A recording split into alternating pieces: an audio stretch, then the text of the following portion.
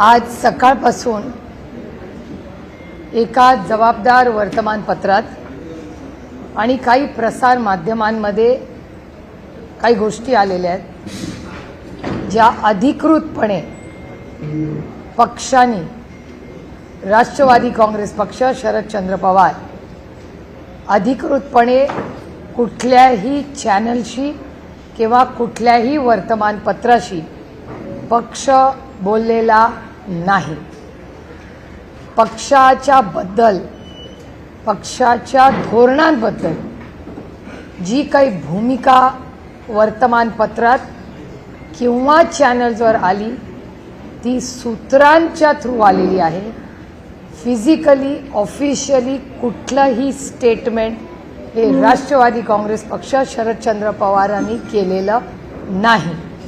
त्याच्यामुळे हा सगळा गोंधळ जो मी चॅनल्समध्ये समज गैरसमज हे पाहिले त्याच्यामुळे मला असं वाटलं की आदरणीय पवार साहेब आणि राष्ट्रवादी काँग्रेस पक्ष आणि महाविकास आघाडी आमचे सहकारी पदाधिकारी कार्यकर्ते यांच्या मनात पक्षाबद्दल कुठलाही गैरसमज असू नये म्हणून मी आपल्याला विनंती केली, कारण अधिकृत पक्षाने कुठलीही भूमिका मांडलेली नाही।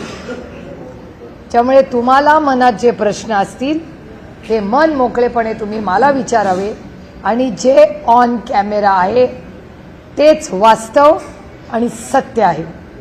सूत्रांची माहिती, हा बोलला तो बोलला, ऑफ कॅमेरा ऑन कॅमेरा, चहा पिताना गप्पा मारताना, त्याच्यात काही तथ्य नाही। त्याच्यामुळे मन मोकळेपणे तुमच्या मनात जे असतील ते प्रश्न त्याचं वास्तव आणि त्याचबरोबर इथे यायच्या आधी काँग्रेसचे अध्यक्ष आणि माननीय संजय राऊत साहेब या आणि बंटी पाटील दादा या तिघांशीही मी सविस्तर बोललेले आहे, कारण का त्यांनाही काही समज गैरसमज काय होतं, कोण नागपूरला आहे कोण आणि कुठे आहे, मग तो बूम घेऊन जातो, त्याला बिचारायला हेड ऑफिसनी काहीतरी सांगितलेलं असतं, मग त्या हेड ऑफिसनी सांगितलेलं तो बिचारा पुढे विचारतो। त्याच्यामुळे हा एक थोडंसं मिसकम्युनिकेशन झालंय असं मला जाणवलं, म्हणून मी आपल्याला विनंती केली की तुमचे जे काही प्रश्न आहेत आणि पक्षाची काही ठोस भूमिका आहे ही पक्षाच्या वतीने आदरणीय पवारसाहेब, माननीय जयंतराव, माननीय शशिकांत शिंदे साहेब या सगळ्यांची चर्चा करून सगळ्या खासदारांना आणि आमदारांना माहिती देऊन मी तुमच्या समोर आज इथे बसलेली आहे।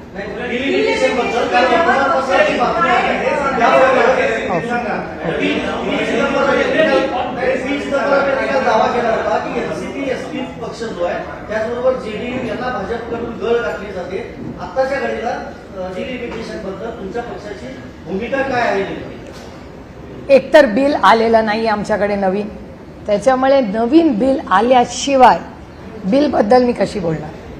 त्याच्यामुळे बिल काय येईल हे बिल आल्यावर 24 तासात त्याचा अभ्यास करून आमचा काय स्टँड आहे हे मी सांगू शकतो। पण थोडंसं तुम्हाला इतिहासात नेते। इतिहास या बिलाचा असा आहे की जेव्हा एकतर महिला आरक्षणाचं बिल हे एकमताने भारताच्या संसदेत पास झालेलं आहे, हे वास्तव आहे या देशात। त्यामुळे महिला आरक्षणाचं बिल यूनॅनिमसली पास हो चुका है इस देश, हम सब ने पास किया है, एक मत से पास किया, ही एक भूमिका झाली। त्याच्यामुळे हे वास्तव आहे। त्याच्यानंतर माननीय किरण रिजिजू यांनी अरविंद सावंतजी शिवसेना, असद ओवेसी भाई, असद भाईंना, मला आणि अरविंद सावंतांना आम्हाला तिघांना त्यांनी बोलवलं दिल्लीत। त्या मीटिंगमध्ये त्या देशाचे गृहमंत्री माननीय अमित भाई शाही होते। त्यांनी आम्हाला सगळ्यांना असं ब्रीफिंग किरण रिजिजूंनी केलं दिल्लीमध्ये की आमचं सपाशी, काँग्रेसशी, DMKशी सगळ्यांचं वेगळं वेगळं बोलणं झालं आहे। आम्ही तुम्हाला तिघांना एकत्र बोलवलेलं आहे आणि आमची भावना आणि भूमिका अशी आहे की एक प्रस्ताव आमच्या मनात आहे की अनेक डिलिमिटेशनबद्दल वेगळी वेगळी मतं आहेत आणि साऊथच्या दक्षिणेतल्या राज्यांना असं वाटतंय की जर पॉप्युलेशन लोकसंख्येच्या वर जर आधारित डिलिमिटेशन झालं तर साऊथवर म्हणजे दक्षिण राज्यांवर अन्याय होईल। त्याच्यामुळे डिलिमिटेशनला सगळ्यांचा विरोध आहे. सगळ्यांना समान न्याय मिळावा हे पूर्णपणे रास्त आहे आणि आम्हाला सगळ्यांनाच मान्य. मग आता डिलिमिटेशनचा फॉर्म्युला काही बदलता येईल का? तर अमित भाई शाह आणि किरण रिजिजूंनी असा एक प्रस्ताव आमच्यासमोर ठेवला की आपण सरसकट काश्मीर टू कन्याकुमारी प्रत्येक राज्यामध्ये 50% सीट वाढतील. याचं उदाहरण मी समजून सांगते तुम्हाला की समजा 48 सीट महाराष्ट्रात आहे. 48 तर 50% किती होतं? 24. म्हणजे 48 प्लस 24 म्हणजे 72. म्हणजे महाराष्ट्रातून 72 खासदार निवडून जातील. आणखीन एक उदाहरण तेथे समजून सांगायला सोपं करण्यासाठी सगळ्यांना की उत्तर प्रदेशमध्ये 80 खासदार निवडून जातात. त्याचा 50% म्हणजे 40. म्हणजे उत्तर प्रदेशातून 120 खासदार जातील. सोपं झालं? क्लिअर? No confusion? आता समजा आपण महाराष्ट्र केंद्रबिंदू ठेवूया कारण का आपण महाराष्ट्रात बसलोय, मुंबईत बसलोय.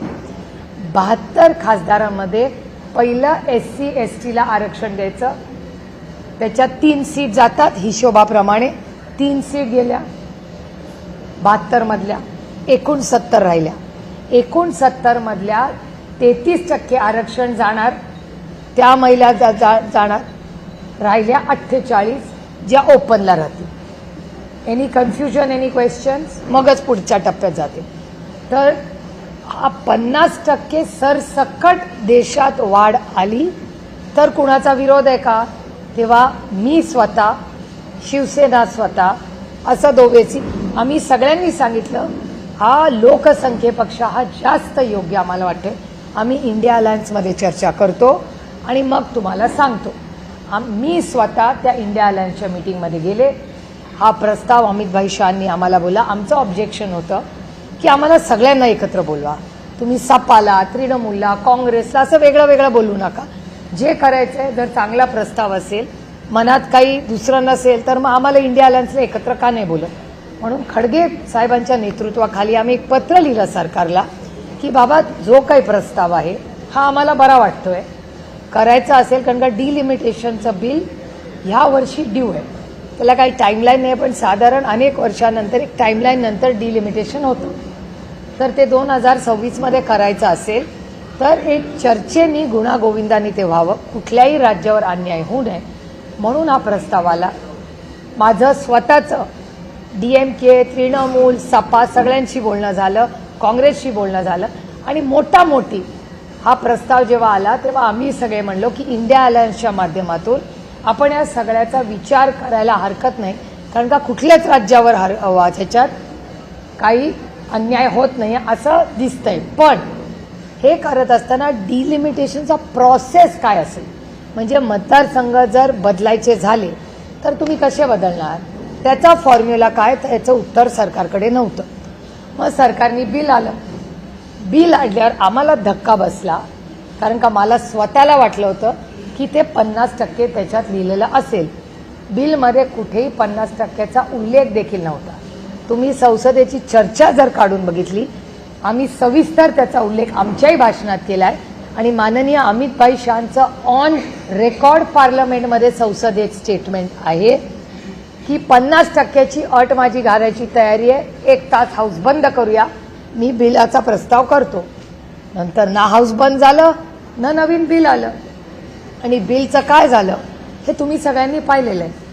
त्याच्यामुळे 50%. आता मला कोणीतरी परवा व्हॉट्सॲपवर विचारलं तुमचा डिलिमिटेशनला सपोर्ट आहे का, तर मी म्हणलं जेव्हा मागच्या वेळीच माझं बोलणं आणि मी कुणाशीही बोललेले नाही, मला कुठल्याही प्रसार माध्यमातून मीडिया हाऊसनी विचारलेलं नाही, मी कुणाशी वर्बली बोललेले नाही. मला काल एक व्हॉट्सॲप आला की आर यू सपोर्टिंग, त्याचं मी उत्तर लिहिलं की we will consider provided consider, इंग्रजी मी रिपीट करते, consider supporting if the 50% cap is to be discussed and the bill how will it be implemented is still a question mark. एवढं सविस्तर मी व्हॉट्सॲपवर एक प्रायव्हेट कॉन्व्हर्सेशनमध्ये ते सांगितलेलं आहे.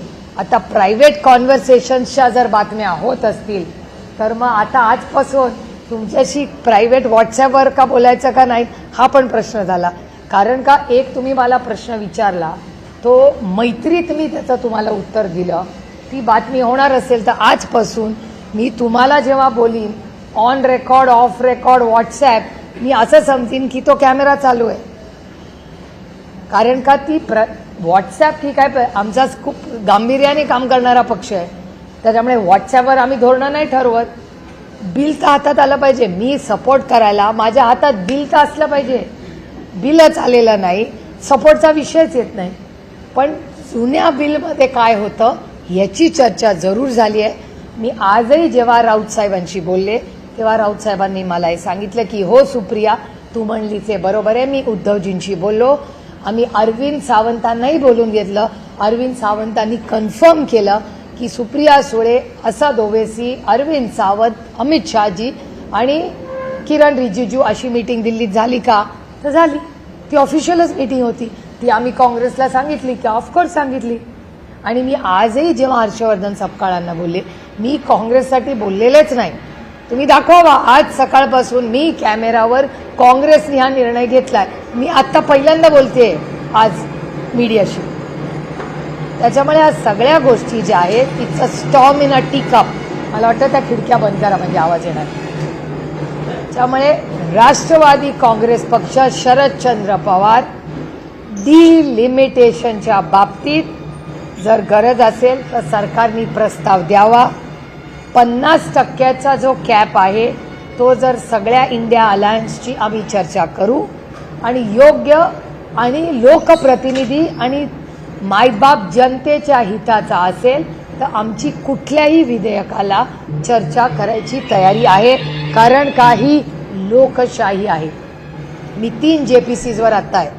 3 joint parliamentary committees, 1 nation 1 election. मी काल उत्तर प्रदेशवरूनच आले त्याची चर्चा करून. मी नवीन कॉर्पोरेट लॉ येतोय त्याच्या JPCवर आहे. आणि 3री JPC 130th अमेंडमेंट. त्याच्यामध्ये कुठलाही प्रधानमंत्री मुख्यमंत्री जर 30 दिवस जेलमध्ये गेला तर त्याला सुमोटो काढायचा अधिकार आहे. ह्याचा राष्ट्रवादी काँग्रेस पक्ष शरदचंद्र पवार ताकदीने विरोध करत आहे. 2 JPCमध्ये आम्ही चर्चेला बसलोय. अजून ती JPC पूर्ण झालेली नाही. त्याच्यामुळे 2 मध्ये आमची अजूनही चर्चा चालली आहे. 3ऱ्या JPCमध्ये आमचा पहिल्या दिवसापासून त्या विधेयकाला विरोध आहे. कालही होता आजही येऊन उद्या होईल. कारण का कुठलाही व्यक्ती उद्या कुठल्याही नेत्याला जेलमध्ये टाकेल, 31 दिवस ठेवेल, 31व्या दिवशी त्याला सुमोटो काढता येईल. हे अधिकार कोणाचेही नाही. कारण का केस खरी आहे की नाही या देशामध्ये you are innocent till you are proven guilty.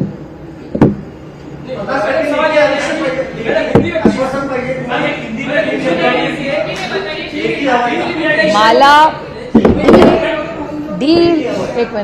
डिलिमिटेशनचा process काय असेल, फॉर्म्युला काय असेल हे तर कळलं पाहिजे आम्हाला. आमचं म्हणणं आहे डिलिमिटेशन काळाची गरज आहे असं सरकार म्हणते. ठीक आहे आमची चर्चेला बसायची तयारी आहे. पण तुम्ही एकतर साऊथच्या राज्यांवर अन्याय होणार नाही ह्याची खबरदारी घेतलीच पाहिजे. कुठल्याच राज्यावर अन्याय होऊ नये. आणि म्हणून मी DMKचा आवर्जून उल्लेख केला. कारण का DMK पक्षाची माझं सविस्तर बोलणं झालेलं आहे.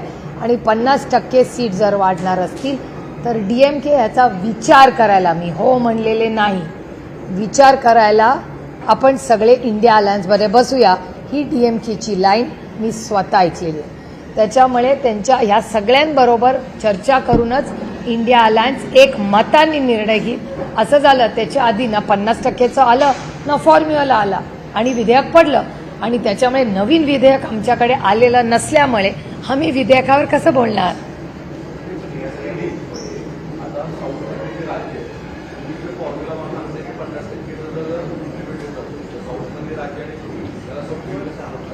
नाही एक तर 50% पण फॉर्म्युला डिलिमिटेशनचा कसा कळणार हे पण आम्हाला कळलं पाहिजे ना.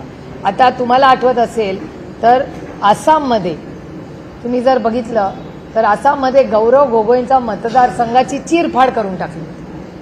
हा डेटा आहे ना. त्याचबरोबर पुण्यामध्ये कॉर्पोरेशनचे जे वॉर्ड्स आहेत त्याच्यामध्ये दत्ता धनकवडेंचा वॉर्ड हा पूर्णपणे तोडून फोडून टाकला होता आणि हे तुमच्याच चॅनलवर दत्ता धनकवडेंनी ही कंप्लेंट दिवंगत नेते अजितदादा पवारांना सांगितली होती. हे तुमच्या चॅनलवर दाखवलेली गोष्ट.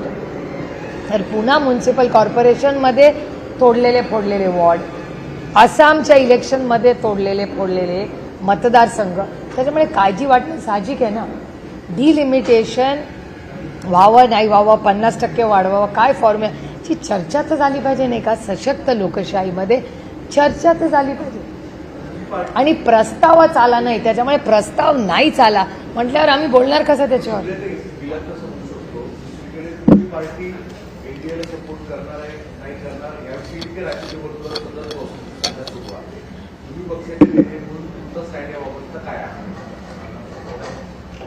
एकतर मला गंमत ह्याची सगळ्याची असं वाटते, जे मी काल नाशिकमध्ये गेले आणि मला वेदना होतात या गोष्टींमुळे. कारण का आमचं आयुष्य काही ब्रेकिंग न्यूज नाही आहे. आम्ही राजकारणात समाजकारणात जेव्हा येतो तेव्हा आमची भावना ही चांगलं पॉलिसी मेकिंग व्हावं म्हणून आम्ही दिल्लीला जातो.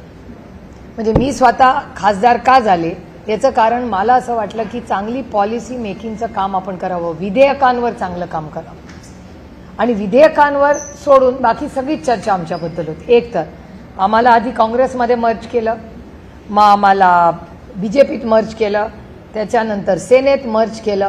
मी परवा नाशिकमध्ये म्हणले आता मनसेच राहिले. तुम्ही आमच्या पक्षाकडून कुठलं स्टेटमेंट आलंय? तुम्ही आमच्याच पक्षासाठी आम्ही सोडून सगळे विचार करताय. आमच्या एकाही आमदार, खासदार, पदाधिकारी, नेता, आमचा कार्यकर्त्याचं कुणाचंही स्टेटमेंट मी कुठल्याही चॅनलवर पाहिलेलं नाही. तुमचे सूत्र तुम्हाला सांगतात. कुठला आमचा नेता येऊन बाहेर म्हणालाय काही वेगळं? नेता, कार्यकर्ता, विधायक, खासदार सांगा ना मला. त्यामुळे आमच्याकडे ईडी सीबीआय नसल्यामुळे आमच्या पक्षाची बदनामी असंच करणार. कारण का आमचे ना कॉन्ट्रॅक्ट्स, ना आमचे ईडी, ना सीबीआय, ना आईस. त्याच्यामुळे ते काहीच नसल्यामुळे एक पक्ष जो महाराष्ट्राच्या आणि देशाच्या हितासाठी काम करू इच्छितो त्याचं खच्चीकरण कसं करणार? तर असली बदनामी करून. कारण का दुसरी आमची बदनामी करायला काही आईस नाहीच आहे ना आमच्याकडे. विषयच येत नाही ना. जर मी कानपूरला जाणारच नाही आहे तर किती अंतर आहे बघूच कशाला? मग ट्रेननी जायचं, प्लेननी जायचं कशाला? जिस रास्ते जाना ही नहीं उसकी चर्चा ही क्यों करो? आम्ही इंडिया अलायन्समध्ये काम करतोय आणि आमच्या या सगळ्याबद्दल मग काँग्रेस असू दे किंवा ना काँग्रेसने आम्हाला प्रस्ताव दिलाय ना आम्ही काँग्रेसला प्रस्ताव दिलाय, ना भारतीय जनता पक्षाने आम्हाला प्रस्ताव दिलाय ना आम्ही दिलाय. त्याच्यामुळे ना एनडीएचा प्रस्ताव आहे ना काँग्रेसचा प्रस्ताव आहे. आम्ही आहोत तिथे आम्ही सुखी आहोत.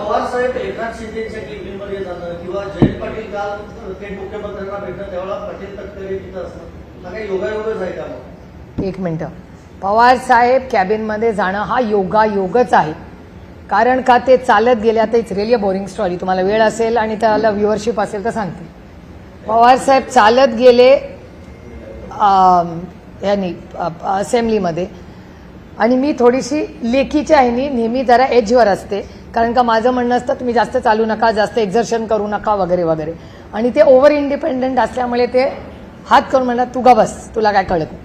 म्हणून ते आपल्या चालत सुटले नेहमीप्रमाणे. आणि परत येताना तिथल्या कॅमेराजमध्ये ह्या सगळ्या गोष्टी आहेत की काही आमदार साहेबांना म्हणले साहेब तुम्ही आलाच इतक्या वर्षांनी तर आम्हाला पण इथे बसूया. तर जी खोली होती तिथे ते वळाले आणि त्या खोलीत जाऊन ते बसले. आता त्यांना काय माहिती. आणि एक सांगते, असेंब्ली पार्लमेंटमध्ये, संसदेत आणि कुठल्याही असेंब्लीमध्ये फक्त प्राईम मिनिस्टरचं ऑफिस आणि चीफ मिनिस्टरचं ऑफिस ह्या फिक्स जागा असतात. बाकी सगळ्यांचे ऑफिसेस बदलत असतात. हे तुम्हालाही माहिती असेल, तुम्ही रिपोर्टिंग करता. तिथे काय फिक्स जागा नसतात. कुठलीच आयुष्यातली जागा बाय द वे राजकीय पद्धतीत फिक्स नसते. आणि ज्याला वाटत असेल ती फिक्स्ड आहे ह्या भ्रमात मी तरी नाही आहे. There is nothing permanent in politics ever for anybody for that matter. त्याच्यामुळे ह्या भ्रमात मी नाही आहे. त्याच्यामुळे ते जाऊन तिथे बसले. ते काय 4-5 लोक त्यांना भेटले. हा शिंदे साहेबांचा मनाचा मोठेपणा. अच्छे को अच्छा बोलना चाहिए. आता त्याची न्यूज कराल की शिंदे साहेबांचं ताईंनी कौतुक केलं. जे चांगलं आहे हे वास्तव ते मी खरं बोलते की ते कॅबिनेट सोडून ते आले. त्यांनी साहेबांना एक 1.5 सेकंड एक बुके दिला, हा त्यांचा मनाचा मोठेपणा, आणि ते निघून गेले. साहेबांनी त्यांची मीटिंग केली आणि आले. त्यानंतर राऊतसाहेब नाराज झाले. मी स्वतः राऊतसाहेबांना फोन करून सांगितलं की राऊतसाहेब असं असं झालं. दुसऱ्या दिवशी तुमच्याच चॅनलवर राऊतसाहेबांनी हेही सांगितलं की हो मला फोन आला होता, मला आता कळले, आता माझी नाराजी काही नाही. त्याच्यामुळे ती व्यक्ती, ती गोष्ट होऊन ॲक्च्युली खूप जुनी झालेली आहे ती. पण तुम्ही विचारली म्हणून, आणि मी फार इतिहासात रमत नाही, मी आय लिव्ह द मोमेंट, मी वास्तव तेच जगते. कालची घटना, कालची घटना. आता मला सांगा, तुम्ही मला पण हा प्रश्न विचारत नाही आहे. काल माझा ब्रेकफास्ट उत्तर प्रदेशमध्ये योगी आदित्यनाथजींबरोबर होता, माझं लंच डिंपल यादवांकडे होतं. मग तुम्ही मला हा प्रश्न विचारत नाही की तुम्ही यांना का भेटला? हा पण प्रश्न आहेच ना. योगीजींकडे आम्ही गेलो होतो वन नेशन वन इलेक्शनच्या कामासाठी. हा योगीजींनी एक मुख्यमंत्री म्हणून आम्हाला गाईड दिलं, आम्ही भेटलो, आम्ही फोटो काढला, आम्ही ट्विट केला त्यांचे आभार मानून. डिंपल यादव आणि अखिलेश यादव यांचे आमचे कौटुंबिक संबंध आहेत. मी त्यांना भेटायला गेले उत्तर प्रदेशला गेल्यावर. धर्मेंद्र भैया आणि मी पूर्ण 2 दिवस एकत्र होतो सपामध्ये. ह्या काय प्रत्येकजण कुणाला भेटला म्हणून काही कट कारस्थानासाठीच भेटतं हे खरंच मनातून काढून टाकाय. दुर्दैव आहे की महाराष्ट्राच्या राजकारणात कोणी भेटलं म्हणजे काहीतरी कट कारस्थान करते. एक हा माझा भूल. जयंतराव काल ऑफिशियली माननीय मुख्यमंत्र्यांचा वेळ मागून गेले होते. माननीय मुख्यमंत्र्यांना ते हे सांगायला गेले होते की राष्ट्रवादी काँग्रेस पक्ष शरदचंद्र पवार ह्याचा नगराध्यक्ष, त्या नगराध्यक्षावर चुकीच्या पद्धतीने ॲक्शन घेतलेली आहे. बरोबर ॲक्शनचा टायमिंग बघा, हाऊस चालू असताना ॲक्शन नाही झाली, बरोबर असेंब्ली संपली आणि 2 दिवसात ॲक्शन झाली. हा योगायोग आहे. हा एक भाग झाला. जयंतराव तर ऑफिशियली गेले होते, गाडीने गेले, गाडीने आले. त्यांनी जयंतरावनी काय हुडी बुडी घातली नव्हती, ऑफिशियलीच गेले, काही प्रॉब्लेम नाही. एक तिथे सुनील तटकरेजी आणि प्रफुल्ल पटेलजी होते का नाही ह्याचं उत्तर माझ्याकडे नाही. आणि हा प्रश्न मला विचारायच्या ऐवजी हा प्रश्न तुम्ही माननीय देवेंद्रजींना विचारला पाहिजे, कारण काही मीटिंग त्यांच्या घरी झाली. वर्षा बंगल्यात ते राहतात ना, त्याच्यामुळे त्यांच्या बंगल्यात कोण येतं जातं हे आम्ही कसं सांगणार? आम्ही सामान्य माणसं, आम्ही साधे विरोधी पक्षातले खासदार, आम्हाला कसं माहिती असेल माननीय मुख्यमंत्र्यांच्या घरी कोण जातं नाही? ह्या सगळ्या प्रश्नाची उत्तरं तुम्ही त्यांना विचारावं लागेल. आमच्या पक्षाचे नेते इस्लामपूरच्या, ईश्वरपूरच्या कामासाठी गेले होते, ऑफिशियली वेळ मागून गेले होते, त्यांचं काम झालं आणि पुढच्या दरवाज्याने गेले आणि पुढच्या दरवाज्याने परत. मतदारसंघ पुनर्रचनेच्या बिलच्या संदर्भात तुम्ही म्हणतात की 50% सरसकट जर जागा वाढत असतील तर त्या संदर्भात इंडिया अलायन्समध्ये त्या संदर्भातली चर्चा होईल. परंतु जर एकीकडे पाहिलं तर हे जे काही पुनर्रचना होते त्याच्यानुसार उत्तर भारताला एक वेगळं माप दिलं जाणार आहे, दक्षिण भारताला एक. तसं होणारच नाही ना. जर 50% आलं तर मग कसं माप होईल? स्टँडर्डायझेशनच होईल ना, काश्मीर टू कन्याकुमारी. मेजॉरिटी मतदारसंघ वाढणार, अर्थातच तिथे 500 अधिक मतदारसंघ बनतील, दक्षिणेकडे 300 मतदार. आत्ता जसं आहे तसंच होईल. आत्ता जो बॅलन्स आहे तोच 50% वाढला तर आहे. आत्ता जेवढे तेवढीच टक्केवारी राहणार ना, टक्केवारी थोडी बदलते. परंतु एकीकडे उत्तर भारतात जो डॉमिनेट करणारा पक्ष असेल तोच संपूर्ण देशभर राज्य करत. Not necessary. सगळं साऊथ हारले तर कसं करतील? किती सीट आले तरी 800 सीट होतील ना, मग गेम विल चेंज.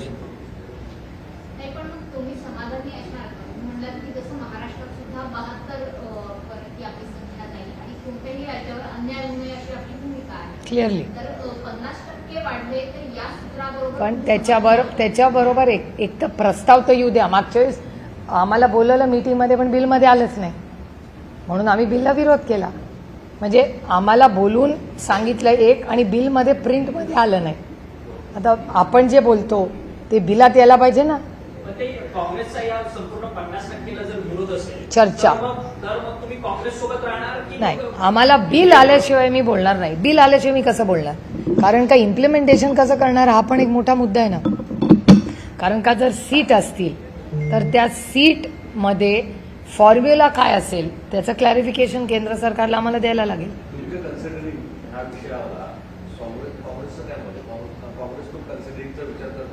त्याचा ते काँग्रेसला विचारा, मला नाही. जेव्हा मोठी आमचं इंडिया अलायन्समध्ये मीटिंग झाली होती तेव्हा आमचं सगळ्यांचं एक मत होतं की फॉर्म्युला काय हा आम्हाला इन रायटिंग पाहिजे. इन रायटिंग असल्याशिवाय कसं आम्ही मतदान करणार. आणि हे पार्लमेंट आहे काय माझ्या घरचा कार्यक्रम नाही आहे की आता तुम्हाला एक वाटलं मला एक वाटलं ठरवलं असं नसतं. It's a very serious bill. नाही फॉर्म्युला काय, जसं आसाममध्ये मतदारसंघ तोडले फोडले तसं होऊ नये. डिलिमिटेशन व्हावं ते कुठल्या तरी नियम कायद्यात झालं पाहिजे, कुठल्या एका पक्षाच्या मनमर्जीनी नाही. पण तरी सातत्यानं जयंत पाटील यांच्यावरती प्रश्नचिन्ह उपस्थित होतं. कारण या जयंत पाटलांनी सगळ्या आमदारांची मीटिंग विधिमंडळात घेतली, त्याच्यानंतर प्रत्येकाची मतं जाणून घेतली, अशा पद्धतीच्या बातम्या समोर आल्या. एक मिनिट, जयंतरावांनी मीटिंग कुठे घेतली? विधिमंडळ. कधी? या अधिवेशनामध्ये. कधी घेतली? आतला कंटेंट तुम्हाला कोणी सांगितलं? सूत्र कोण आहे? मग सूत्र जर सांगत नसेल तर त्या सूत्रावर कशाला विश्वास ठेवताय? कारण का त्या सूत्रांनी जे जे सांगितलं आजपर्यंत खरं आलं का? काय त्याच सूत्रांनी तुम्हाला हे सांगितलं? मग हा सूत्र खूपच ग्रेट आहे, ज्याला सगळ्या पक्षातलं सगळं माहिती आहे. पण त्याला 1.5 वर्ष लागलं. 1.5 वर्ष मी ऐकते ऑपरेशन टायगर. 1.5 वर्ष मी ऐकते. एक तर राष्ट्रवादी काँग्रेस पक्षात संवाद हा आदरणीय पवार साहेबांचा देशात सगळ्यात छोटातला छोटा कार्यकर्ता त्यांना सकाळी घरी जाऊन भेटतो. त्याच्यामुळे मी काय नवीन तुम्हाला सांगत नाही. आम्ही काय स्पेसिफिकली हॅलो तुला कोणाचा फोन आला का असला आमच्याकडे चालत नाही. आमचा पक्ष फार गांभीर्याने राजकारण आणि समाजकारण करतो. आमचे सगळे आमदार आणि खासदार हे 24/7 कुठे असतात हे तुमच्या सगळ्या चॅनलवर दिसतं. कारण का आमचे आमदार खासदारांना सुट्टी बुट्टी घ्यायची वेळ नसते. आमचे सगळे खासदार आणि आमदार फुल टाईम लोकसेवेत असतात. पक्ष एका डायरेक्शननी काम करतो. सगळे 24/7 आदरणीय पवारसाहेबांच्या कॉन्टॅक्टमध्ये असतात. राष्ट्रवादी काँग्रेसचा एकही खासदार आणि आमदार कुठलाही वेगळा निर्णय घेणार नाही. जो काही निर्णय घेतील ते सगळे एकत्र एका मताने आदरणीय पवारसाहेब केंद्रबिंदू ठेवूनच निर्णय घेतील.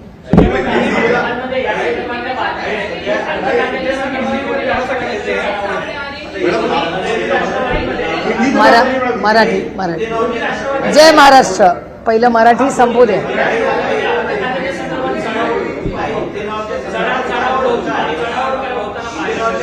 एक मिनिट काहीतरी हा महत्वाचा मुद्दा आहे. कारण का महाराष्ट्राची आर्थिक परिस्थिती अतिशय अडचणीत आणि गंभीर आहे.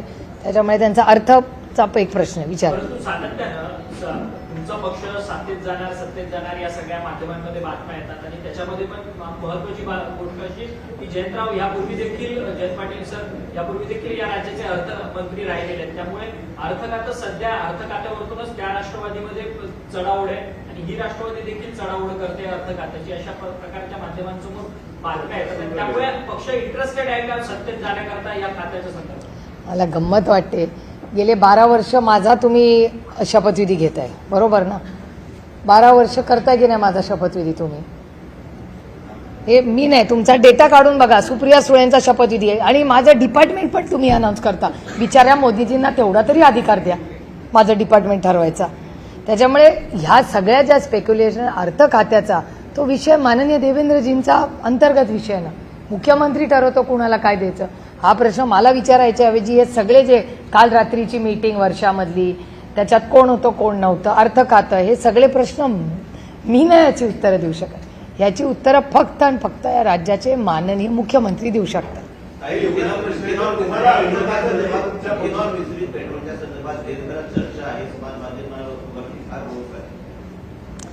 आता 19 तारखेला इंडिया अलायन्सची मीटिंग आहे दिल्लीत. अर्थातच आम्ही त्याला जाणार आहे. आणि 20 तारखेला आमच्या वतीने इंडिया अलायन्सच्या मीटिंगला आणि ऑल पार्टी मीटिंग जी किरण रिजिजूंनी बोलवली आहे पार्लमेंटरी अफेअर्स मिनिस्टर म्हणून, त्याला आम्ही 2 गोष्टीची म्हणजे 2-3 महत्त्वाच्या मुद्द्याची आम्ही मागणी करणार आहोत पक्षाच्या वतीने.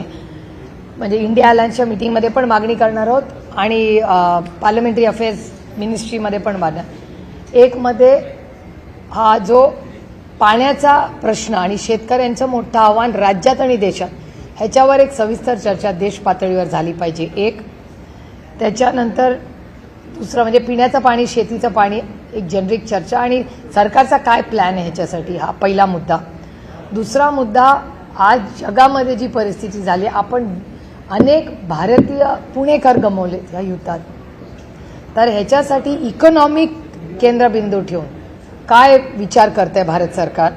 त्याच्यानंतर राम मंदिरात आमच्या श्रद्धेचं स्थान, अयोध्या ते उज्जैन याच्यावर आमची श्रद्धा आहे. आमच्या श्रद्धेच्या स्थानावर हल्ला झालाय. त्यामुळे अयोध्या टू उज्जैन मध्ये दोन्हीकडे जर भ्रष्टाचार झाला असेल, हे तुमच्या चॅनलने दाखवलेलं आहे की भ्रष्टाचार झालेला आहे.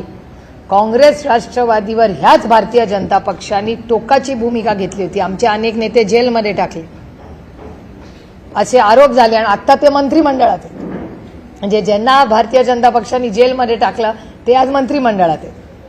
त्याच्यामुळे मग ते भ्रष्ट होते का नाही तो आता एक आईसचा एक वेगळा विषय, तो मी आज बोलणार नाही. पण आमच्या श्रद्धेच्या स्थानी आम्हाला प्रचंड वेदना आणि दुःख झालेलं आहे की ज्या मर्यादा पुरुषोत्तम रामांचं मंदिर बांधलं, त्या मर्यादा पुरुषोत्तम राम आणि उज्जैनच्या मंदिरामध्ये, या दोन्ही मंदिरांमध्ये झालेला भ्रष्टाचार, चोरी, हा शब्द मला चोरी म्हणताना पण कसं तरी होते. कारण का मंदिर म्हणजे आपलं श्रद्धेचं स्थान आहे, त्याचा आणि चोरीचा हा विषय एकत्र येणंच म्हणजे खरंच शर्मेने मान खाली घालावी. मग ह्याच्याबद्दल काय करतंय केंद्र सरकार. आणि जे मंदिर आहे उत्तर प्रदेशमधलं, ते उत्तर प्रदेशमधलं प्रभू श्रीरामांचं मंदिर, ह्याचा जो ट्रस्ट आहे त्याचा सगळा कंट्रोल केंद्र सरकारच्या हातात आहे. मग केंद्र सरकार काय याच्याबद्दल ॲक्शन घेणार आहे. आणि वाईट एकाच गोष्टीचं वाटतं की आमच्या श्रद्धेस्थान जे आहे त्याचे लोकप्रतिनिधी ह्या देशाचे प्रधानमंत्री आहेत. जरी ते एका पक्षाचे असले तरी देशाचे प्रधानमंत्री आहेत. ते तुमचे माझे सगळ्यांचेच प्रधानमंत्री आहेत. प्रधानमंत्र्यांच्या मतदारसंघात केंद्र सरकार जे ट्रस्ट चालवतं, त्या ट्रस्टमध्ये जर भ्रष्टाचार आणि चोरी प्रभू श्रीरामांच्या मंदिरात होत असेल तर मग कुणावर विश्वास ठेवायचा हो. माणुसकीवरचाच विश्वास उठायचा अशी परिस्थिती झाली आहे. त्यामुळे आमच्या श्रद्धा ह्याला ठेच पोचवली, ह्याचं दुःख आयुष्यभर राहील.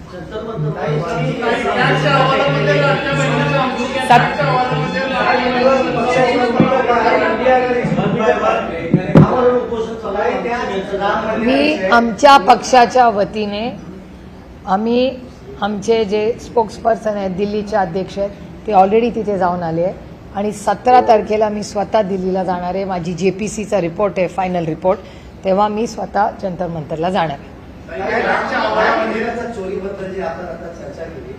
चर्चा नाही, मला जे उत्तर प्रदेशमधल्या वर्तमानपत्र आणि तुमच्या चॅनल्सनी जे व्हिडिओ दाखवले त्याच्यावरनं मी बोलतो.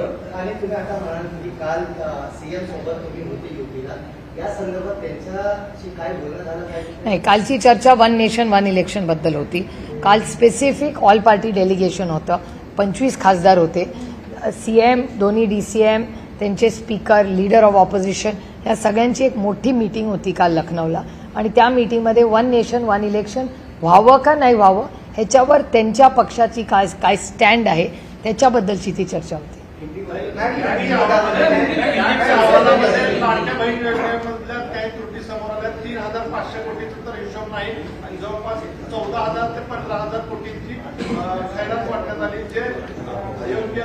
लाडकी बहीण योजनेची चौकशी झाली पाहिजे. त्याला वेळ पडली तर SIT बसवा, पण एक न्यूट्रल चौकशी झाली पाहिजे. हे दुर्दैव आहे, बहीण भावाच्या नात्यापेक्षा कुठलंच नातं पवित्र नसतं. प्रभू श्रीरामांना फसवलं, त्यांचं नाव खराब केलं या लोकांनी. आता बहिणीच्या नात्यामध्ये पण आता हे सगळं दिसतंय. हे अतिशय वाईट आहे. आणि महाराष्ट्र आणि प्रभू श्रीराम ह्यांच्यामुळे, म्हणजे बहीण आणि प्रभू श्रीराम ह्या दोन्ही गोष्टी आस्थेच्या आणि प्रेमाच्या आहेत. त्यामुळे आम्हाला अंतःकरणातून दुःख आणि वेदना होत आहेत ह्याच्यामुळे.